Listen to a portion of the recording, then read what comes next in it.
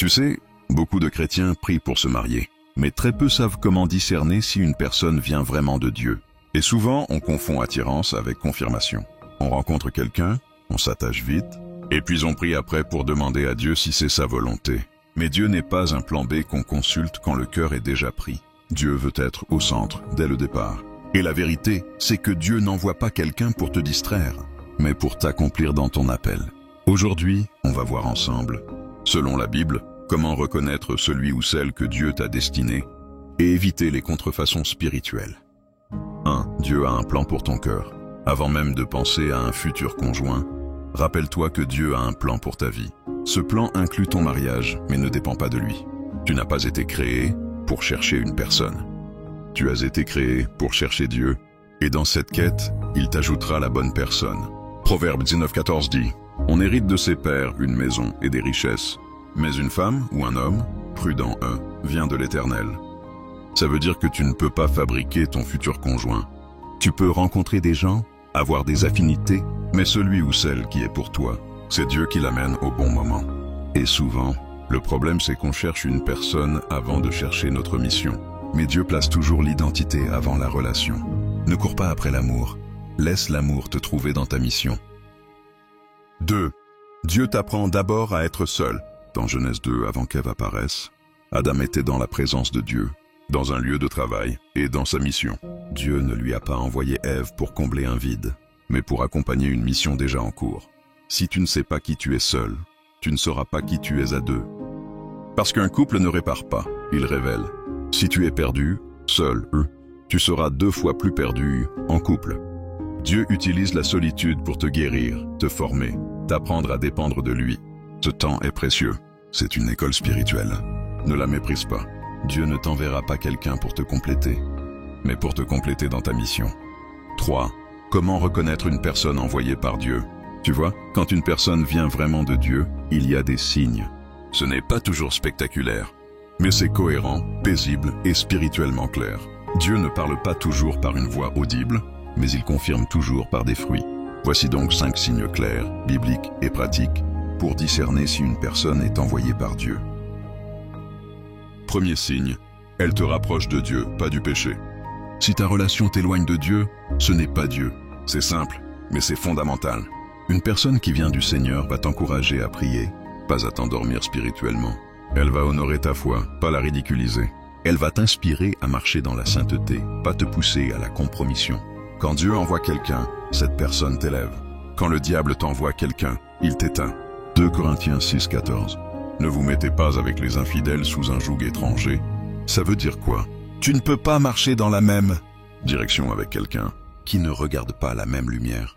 Tu ne peux pas construire une relation sur des bases opposées. Si la relation te rend tiède, ce n'est pas une union, c'est une distraction. Dieu envoie des personnes qui t'ancrent dans la foi, pas qui t'en détournent. Deuxième signe, elle porte du fruit spirituel. Ce n'est pas ce qu'une personne dit qui prouve qu'elle vient de Dieu, mais ce qu'elle manifeste. Jésus l'a dit, vous les reconnaîtrez à leurs fruits. Matthieu 7, 16.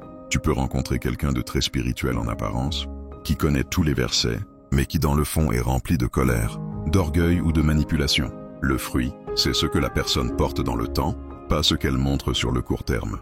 Un fruit spirituel, c'est l'humilité, la paix, la fidélité, la bonté, la maîtrise de soi. Galates 5, 22 le dit clairement. Si tu vois des fruits d'amour, de douceur, de patience, c'est bon signe. Mais si tu vois des fruits d'instabilité, de mensonge, d'arrogance ou de manipulation, fuis.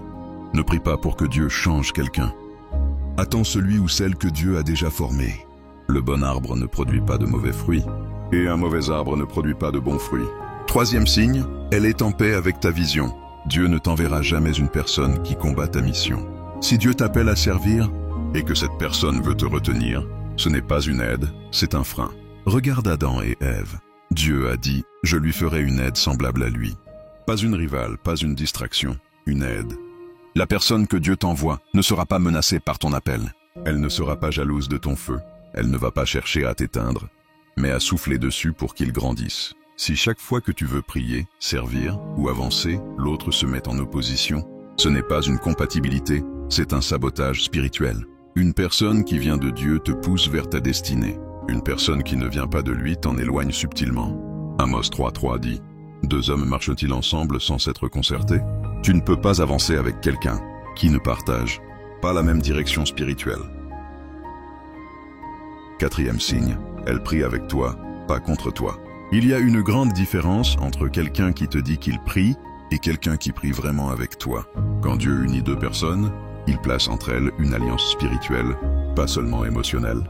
Une relation basée sur l'émotion s'éteint quand les sentiments changent. Mais une relation fondée sur la prière reste stable, même dans les tempêtes. Priez ensemble, cherchez Dieu ensemble et observe.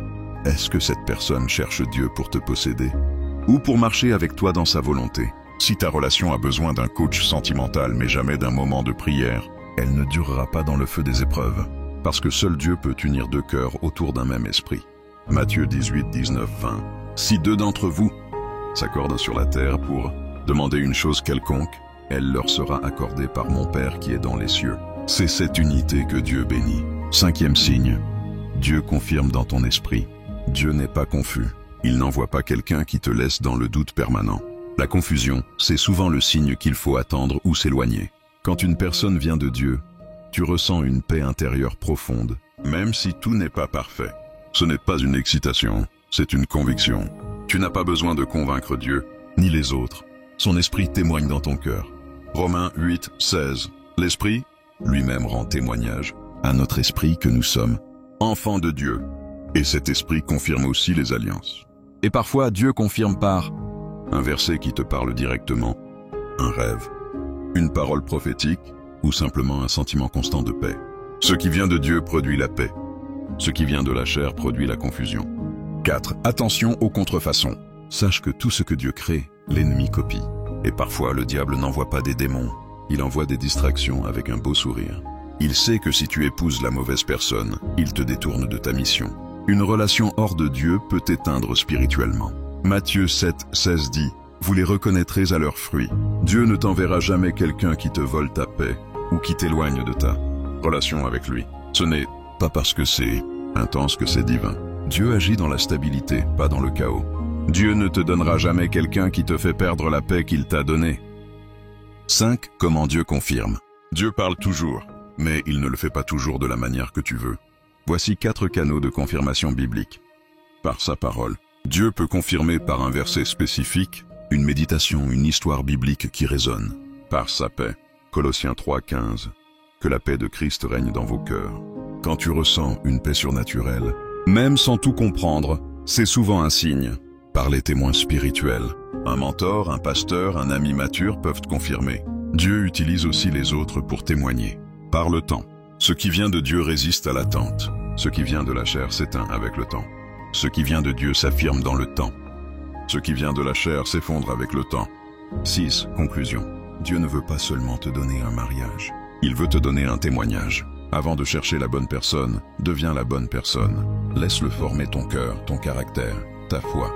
Et au moment parfait, il te connectera à celui ou celle qui porte le même feu. Psaume 37, 4. Fais de l'Éternel tes délices, et il te donnera ce que ton cœur désire. Ton rôle n'est pas de chercher ton futur conjoint, mais de te laisser trouver par Dieu au bon moment.